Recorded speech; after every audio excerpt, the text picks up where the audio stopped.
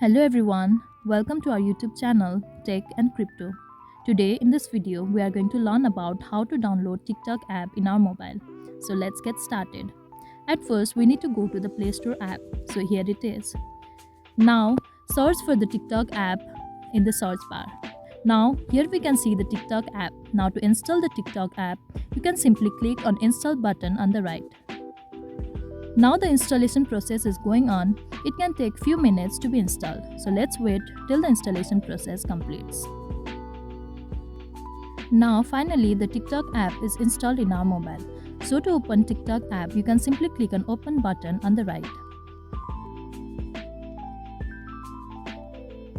Now you can allow the notifications and start watching the video. Now, I hope you can easily download TikTok app in your mobile. So that was all for this video. Please do like and subscribe. See you in the next video. Thanks for watching.